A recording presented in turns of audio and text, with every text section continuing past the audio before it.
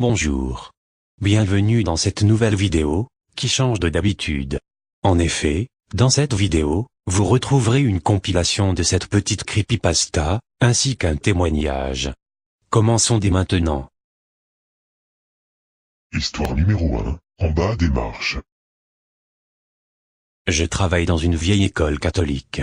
C'est un magnifique bâtiment bien entretenu et en bon état, malgré ses plus de 100 ans. Il y a un sous-sol sous le gymnase où sont rangés tous les ballons, tapis, poutres, et autres matériels sportifs. Un jour, où j'animais le cours de basket de 15 heures, une petite fille fit tomber un ballon au sous-sol. Il atterrit en bas des marches. La fillette s'est approchée des escaliers et a demandé « Tu peux me relancer le ballon, s'il te plaît ?» J'ai peur de descendre. Je me suis approché d'elle. « À qui tu parlais ?» demandai-je. « Au monsieur, en bas. » m'a-t-elle répondu en pointant le sous-sol du doigt. Je suis descendu. J'ai appelé, en vain. Il n'y avait personne en bas, et aucune autre issue excepté les escaliers par lesquels le ballon est tombé. J'ai ramassé ce dernier et je suis remonté. J'ai questionné les enfants sur cet homme, ils l'avaient tous déjà vu, mais une sœur leur a dit de ne jamais en parler.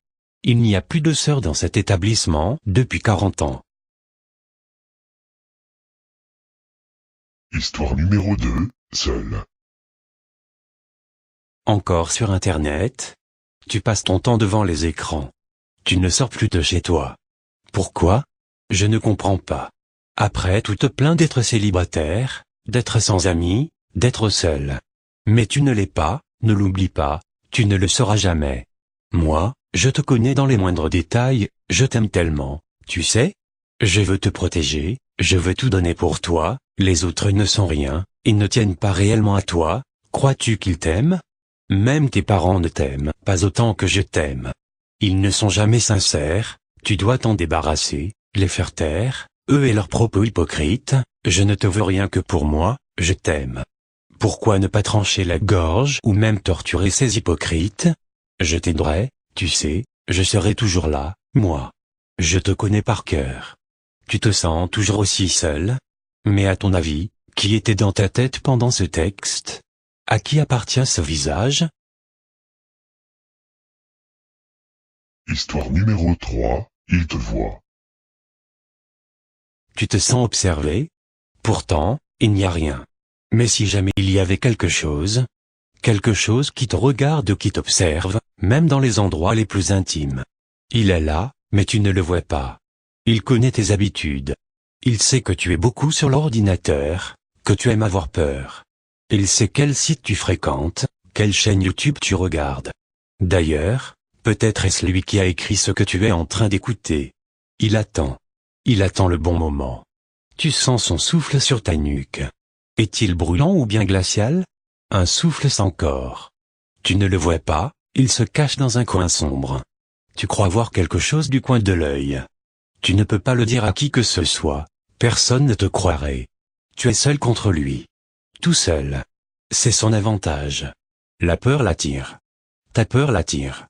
Il te connaît si bien qu'il sait ce que tu veux faire. Il peut peut-être même lire dans tes pensées, qui sait? Tu ne peux rien faire contre lui, car il est nulle part et partout à la fois. Tu as peur? Il aime ça. Il s'en délecte. Tu joues à son jeu sans le vouloir. Il est le chasseur et toi, la proie. Il joue avec toi. Il attend le bon moment pour mettre fin à ce jeu. Il patiente en t'imaginant de quelle manière tu pourrais bien perdre, alors sois prudent. Histoire numéro 4, témoignage de Madame Dupont. Madame Dupont, nous la nommerons ainsi car elle désire garder l'anonymat à la suite des problèmes engendrés par cette affaire, habite une maison de cité à Douai, dans le nord de la France. C'est un ancien coron minier d'une bonne centaine d'années d'existence, mais toujours entretenu et en très bon état au moment des faits. Madame Dupont vit seule avec sa fille de 12 ans, sa situation financière est stable, employée de mairie, son état de santé l'est tout autant. Rien ne laisse alors présager à de quelconques troubles pouvant décréditer les faits qui vont suivre. L'affaire se déroule entre janvier 1985 et septembre 1990, source La Voix du Nord. Pendant toute cette période, chaque soir, Madame Dupont entend clairement un bébé pleurer dans son grenier. Des pleurs de nourrisson, distincts et terrifiants, comme si on égorgeait cet enfant tous les soirs. 4 ans de peur, de questionnement et de crainte. Au début je gardais ça pour moi, j'avais peur de choquer ma fille, raconte Madame Dupont, mais tout a basculé le jour où c'est elle-même qui m'a avoué entendre également ces cris. C'est à ce moment que Madame Dupont prit la décision d'alerter les voisins, M et Madame Copin. Nous les entendons également rétorquer les pauvres voisins stupéfaits qui pensaient simplement que Madame Dupont avait gardé un bébé en bas âge. Convaincu de la bonne foi de sa voisine, Monsieur Copin décide alors de passer une nuit dans le grenier de Madame Dupont. Durant la nuit les cris se font entendre, la charpente craque et Monsieur Copin raconte avoir vu se matérialiser devant lui une femme et son enfant. Une espèce de voile blanc flottant, je pouvais voir distinctement une dame très jeune avec un regard vide. Elle portait un enfant dans ses bras et ce dernier hurlait comme un cochon qu'on égorge. Monsieur Copin n'est pas resté plus longtemps, on le comprend. Sans vouloir s'enfuir lâchement, il invita les Dupont à finir la nuit chez lui. Son témoignage fut pris très au sérieux quand Madame Dupont retrouva cette photo où l'on distingue de manière indéniable une forme apparaissant aux côtés de sa fille en 1983, photo qui à l'époque de son développement n'attira que des sourires blagueurs. Il fut ensuite décidé d'entrer en contact avec des organismes spécialisés, P.I.M., des médiums officiels sont spécialement venus de Belgique. Enfin un exorcisme fut réalisé, sans grand résultat. Plus de 10 témoins ont entendu les cris, personne n'a jamais néanmoins revu cette femme fantôme et son bébé qui devait hanter le grenier de cette demeure, même s'il subsiste certaines photos troublantes et des enregistrements audio des cris du bébé. En 2001 Madame Dupont et sa fille ont été relogées par la mairie de Douai, elles gardent toutes deux des séquelles de cet épisode de leur vie. Le corps en question a été rasé en 2003, personne n'a heureusement jamais reloué la maison après le départ des Dupont en 2000. Histoire numéro 5, le fantôme de la route de la Évoque. Un dimanche, lorsque Stéphanie Tasker revenait en voiture de l'église avec sa sœur Misty et leur invité étudiant pakistanais Moni, Misty remarque une jeune fille au bord du chemin, et est envahie par le sentiment que quelque chose n'allait pas. Quand Stéphanie fait demi-tour avec sa voiture pour vérifier ce qu'il pensait avoir vu, il découvre que c'était en fait un adolescent assis avec les genoux recroquevillés, se balançant. Ils avancent doucement, puis se tournent à nouveau, mais la fille a disparu. Tous trois roulent maintenant depuis quelques kilomètres, quand Misty voit tout à coup la jeune fille à nouveau dans les phares. Misty commence à paniquer, car elle a acquis la conviction que ce n'est pas humainement possible de se déplacer si loin et être vue comme ça. Elle tombe malade d'un mal d'estomac, mais Stéphanie insiste pour qu'il s'assure que la jeune fille n'ait pas besoin d'aide. Craignant le pire, Misty, effrayée, commence à s'enrouler dans une position fétale dans la voiture, convaincue que la situation est très mauvaise. Stéphanie se penche à la fenêtre pour savoir si la fille a besoin d'aide. D'un coup, la jeune fille se tourne vers eux, mais elle n'a pas de visage. Son visage est creux, et il n'y a rien à la place. Stéphanie, une conductrice généralement très prudente, accélère et rentre à la maison en 10 minutes. Elle appelle les secours, et fait état d'une jeune fille sur le bord de la route peut-être dans le besoin d'assistance, au lieu d'une fille sans visage. La police a fouillé, mais n'a rien trouvé. Misty découvrira plus tard qu'une fille de son école était morte dans un accident de voiture à l'endroit même où ils ont vu la jeune fille sans visage.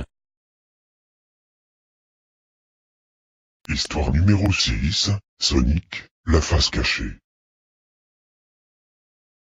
Ce nom vous rappelle quelqu'un, j'imagine, ce hérisson super swag courant à la vitesse du bain du son. Cependant ce personnage n'est pas celui que vous pensez.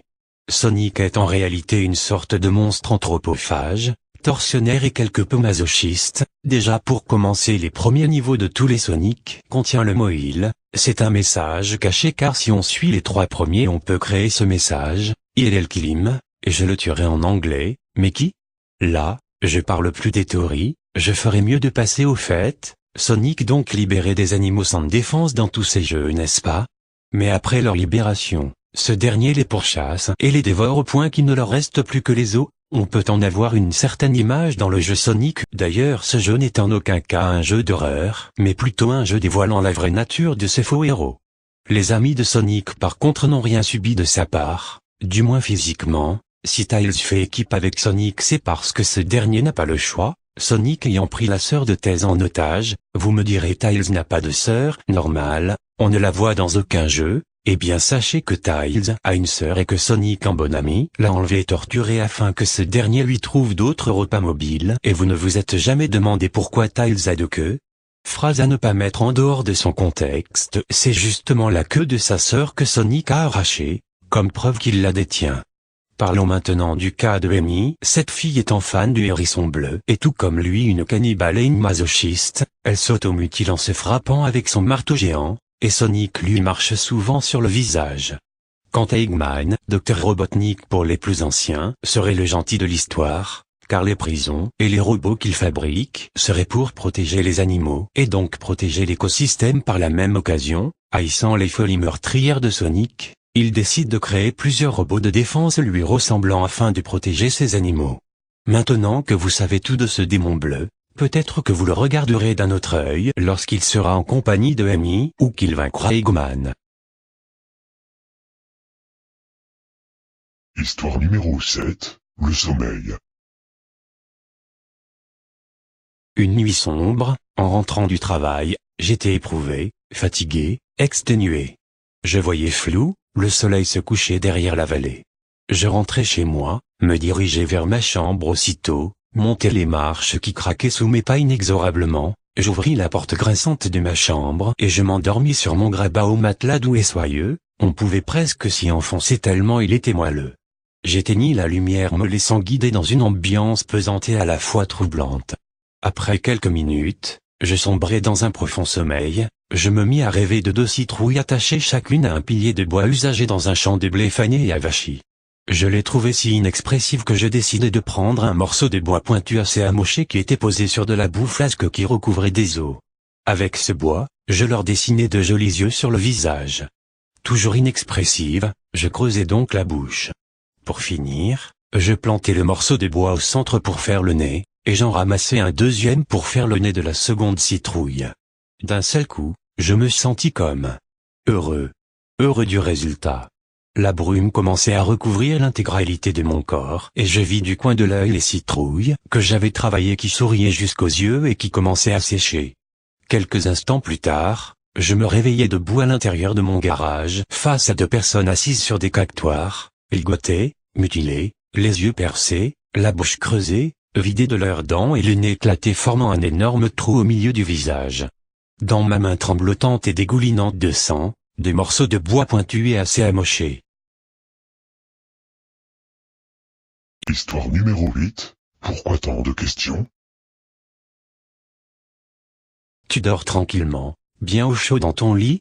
Tu es dans un monde où rien ne peut vraiment t'arriver? Tu te réveilles? Tu te demandes ce qui t'a réveillé? Tu as soif. Tu hésites à quitter ton nid douillet, mais l'envie d'un verre d'eau prend le dessus. Tu repousses tes couvertures et te décides enfin à te lever? Tu restes assis sur le bord de ton lit? Tu réfléchis. Tu hésites entre l'eau du robinet dans la salle de bain et la limonade dans la cuisine? Tu réfléchis au meilleur choix? Tu te dis que le chemin le plus court est celui de la salle de bain? Tu te dis aussi que la limonade est meilleure que l'eau? Tu choisis finalement la limonade? Tu te lèves enfin pour aller dans le couloir? Tu descends les escaliers, mais l'obscurité en bas te fait frissonner? Tu as envie d'allumer la lumière, mais tu ne veux pas réveiller tes parents? Tu descends, même si la lumière est éteinte et l'obscurité est étouffante? Tu as peur? Tu sens que l'air autour de toi devient lourd? Tu te diriges à tâtons vers la cuisine? Tu es enfin arrivé devant la porte? Tu l'ouvres? Tu ouvres le frigo pour sortir la bouteille de limonade? Tu as l'impression d'être observé? Tu te sers un verre et le vides d'une traite, parce que tu ne veux pas t'attarder ici. Tu retournes vers ta chambre? Tu as hâte de retourner sous tes couvertures? Tu commences à courir vers l'escalier? Mais, si tu ne t'étais pas tant pressé, tu aurais regardé autour de toi. Si tu ne t'étais pas tant pressé, tu n'aurais pas trébuché. Si tu ne t'étais pas tant pressé, tu n'aurais pas eu mal. Si tu avais fait un peu plus attention, tu ne te serais pas cogné contre cette foutue table. Si tu avais fait un peu plus attention, tu aurais vu que ce n'était pas une table. Si tu avais fait un peu plus attention, tu aurais vu tes parents sur le sol. Culpabilise. Culpabilise. Car c'est ta faute, si tu n'avais pas laissé ta fenêtre ouverte.